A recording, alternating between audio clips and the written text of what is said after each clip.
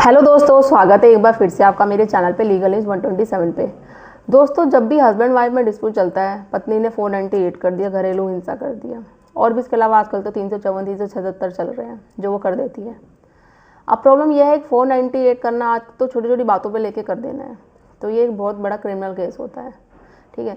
अब क्वेश्चन ये है कि अभी हाल ही में मेरे पास एक सवाल आया था, बहुत क्वेश्चन आ रहे हैं ऐसे, तो मैंने सोचा इस पर पर्टिकुलर वीडियो बना के आपको आंसर देती हूँ कि अगर 498 केस आप पे चल रहा है और अगर आप उस केस में प्रेजेंट ना हो, क्योंकि होता क्या है ना, जब केस झूठे चलते हैं तो पूरी तरीके से मानसिक तनाव ले लेते हैं, मेंटली एक हरासमेंट हो जाता है, और मेंटली होगा तो फिजिकली ऑटोमेटिक होगा, बीमार पड़ जाएंगे, करेंगे, अपने काम पे फोकस नहीं कर पाते, अपने बिजनेस पे फोकस नहीं कर पाते, और जहाँ फिर कोशिश करते हैं जाने की कि चलो भाई काम धंधे पे जाया जाता है, तो उतने में कोर्ट की एक डेट आ जाती है, फिर से वो दिमाग बदल जाता है, टेंशन में आ जाते हैं। तो इस सिचुएशन में क्या किया जाए? क्या अगर हम, सवाल यही है कि अगर 498 के केस में नहीं जाते हैं तो क्या होता है? तो आज की वीडियो में इसी टॉपिक पे बात करूँगी, इसी क्वेश्चन का आंसर दूंगी। आई थिंक आप में से बहुत सारे लोग हैं जो ये जानना चाहते हैं, क्योंकि कोर्ट आते आते हर कोई परेशान रहता है, वो अपने अगर काम पे फोकस करे या डेट पे जाए, या बार बार किसी को भी जाना पसंद नहीं है कि नहीं जाना है, तो झूठे केस लग रखे हैं, मैं जाऊँ क्यों, मैं नहीं जाऊँगा। तो अब इसका जवाब भी सुनना पड़ेगा, अगर नहीं जाओगे तो होगा क्या। तो चैनल पे नए जुड़े हैं तो चैनल को लाइक करना, शेयर करना, सब्सक्राइब करना बिल्कुल मत भूलिए, साथ ही बेल आइकन दबा दीजिए ताकि टाइम से आपको वीडियो की नोटिफिकेशन सबसे पहले मिलती रहे। अब 498 जैसे मैं बोला, क्रिमिनल केस है, दहेज का केस जो पत्नी कराती है, केस तो करा दिया। ये केस 498 डीवी घरेलू हिंसा, इसलिए कानून ने अधिकार दिए थे उन महिलाओं को, उन स्त्रियों को, उन पत्नी को, उन घर की बहुओं को जिनके साथ पिछले टाइम में, हमारे टाइम में, जैसे कि हमारे मम्मी दादी नानी के टाइम में बड़े अत्याचार होते रहते थे। अभी भी होते हैं, मैं ऐसा नहीं कहती कि होते नहीं है, होते हैं, बट अभी थोड़े कम हो गए हैं। तो होते थे, इसलिए अधिकार बनाया गया कि आप इनका अधिकारों का इस्तेमाल करके आप अपने जो आपके साथ न्याय हो रहे हैं उनके खिलाफ आवाज़ उठाओ। क्योंकि भाई पति मारता था, सास टॉर्चर करती थी, बहुत आपने भी सुने होंगे कि आपकी फैमिली में भी पिछले सदी में आपके ऐसे होते होंगे, आपकी मम्मी दादी नानी सब बताती होंगी, जैसे आप पिक्चर मूवी में देखते होंगे, तो इसलिए बनाए गए। बट आज की डेट में क्या हो रहा है, जिन महिलाओं के साथ कुछ नहीं हो रहा ना, वो इन अधिकारों का दुरुपयोग करती हैं।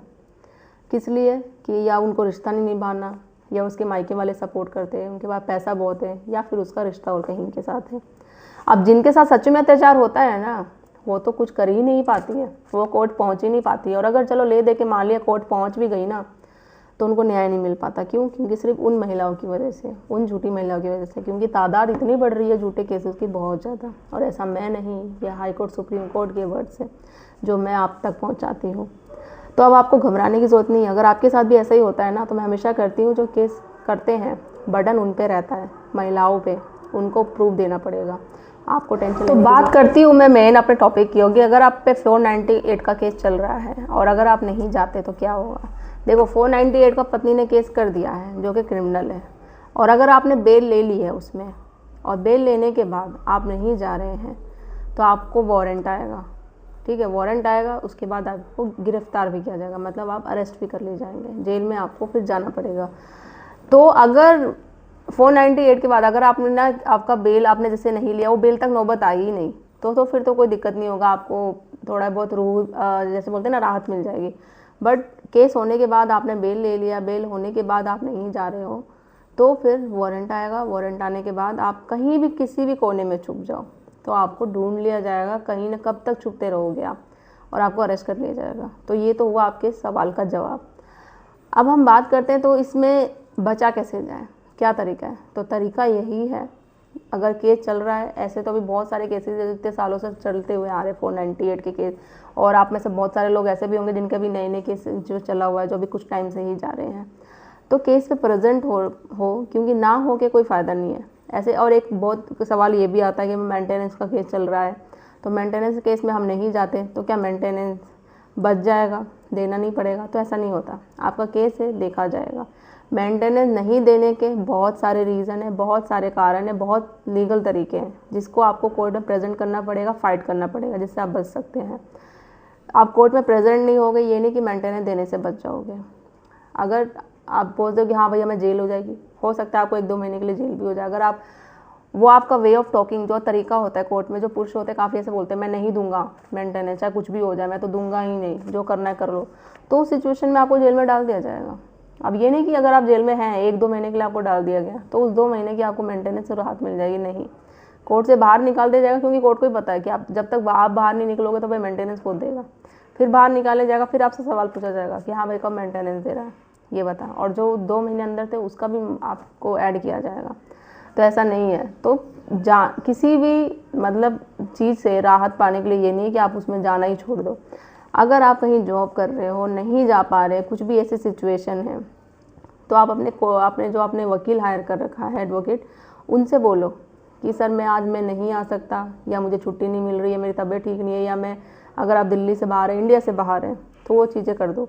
क्योंकि कम से कम आप नहीं जाओ, आपका वकील तो पेश हो, तो वो कोर्ट में एक एप्लीकेशन लगा के कोर्ट में प्रेजेंट कर दे कि जो मेरा क्लाइंट है वो इस रीज़न से नहीं आ पा रहा, ताकि कोर्ट को भी बात पता चल जाए कि हाँ ये जो पति है, ये जो पार्टी है, इस रीज़न से यहाँ नहीं आ सका, ताकि आपको कुछ कहा नहीं जाएगा, कोई सज़ा नहीं होगी, कोई वारंट नहीं जाएगा, कोई आपकी गिरफ्तारी नहीं होगी, क्योंकि आपका वकील पेश हो रहा है केस में, उसने रीज़न बता दिया आपके ना होने का।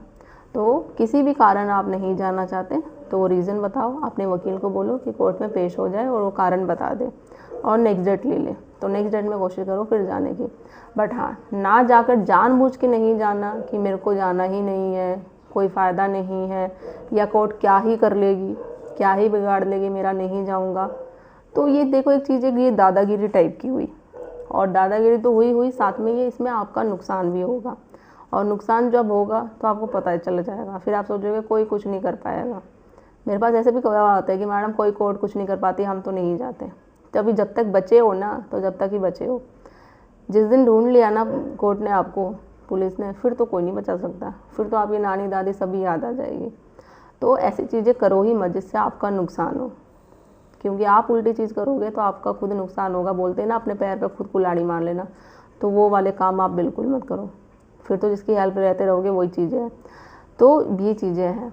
बाकी आपका मैं एक एडवाइस दूंगी कि जो सालों सालों से केस चलता जा रहा है, एक वकील आप ऐसा हायर करो जो मैट्रिमोनियल केसेस लड़ता हो।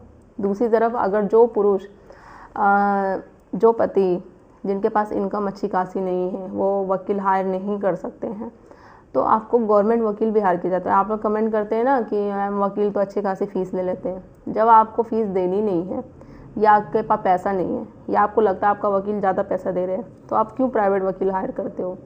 सरकार ने सुविधा दे रखी है ना, तो उसका फ़ायदा उठाओ, फिर सरकार वकील हायर कर लो। आप चाहते हो आपका केस भी जल्दी से जल्दी ख़त्म हो जाए, ऐसा कोई वकील मुझे मिले जो एक्सपर्ट हो, मेरा केस जल्दी से जल्दी मुझे जीत दिला दे, तो उसके लिए आप प्राइवेट वकील हायर करते हो। और जब वो अपने अकॉर्डिंग, अपने एक्सपीरियंस अकॉर्डिंग फ़ीस चार्ज करता है, तो आपको जब बुरा लग जाता है तो भाई इतनी फ़ीस क्यों है। तो वो चीज़ नहीं है, तो हर दोनों चीज़ आपको नहीं मिल सकती ना।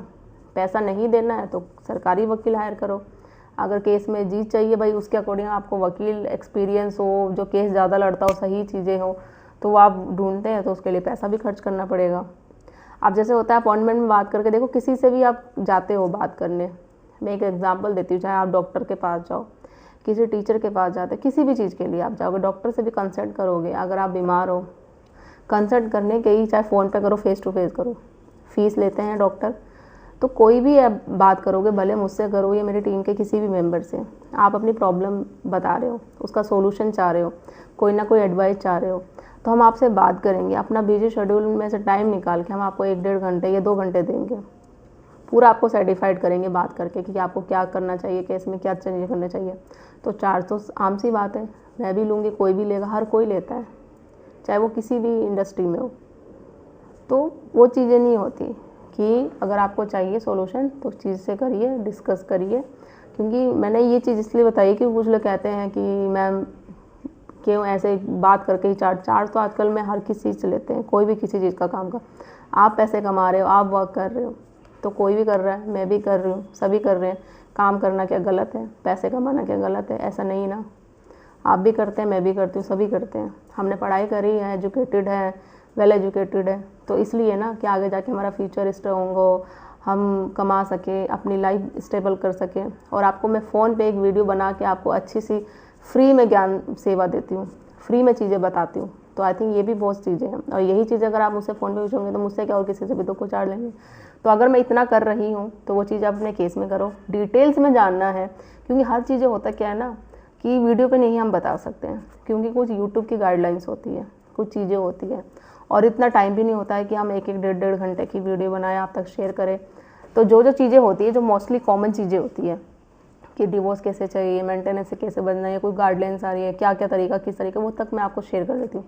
अगर आपको अपने केस से रिलेटेड कुछ एडवाइस चाहिए, आप चाह रहे हैं कि मेरा केस में ये प्रॉब्लम है, मुझे डिवोर्स चाहिए, या किसी तरीके से कोई भी केस आपका लग रहा है मुझे उससे बाहर निकलना है, तो उसके लिए आपको बात करनी पड़ेगी फ़ोन पे, क्योंकि मैसेज दोगे, आप कमेंट दोगे तो मैं समझ नहीं पाऊँगी, क्योंकि सिंपल सी बात है, पूरा केस को समझना पड़ेगा, जब भी तो मैं आंसर दूंगी ना।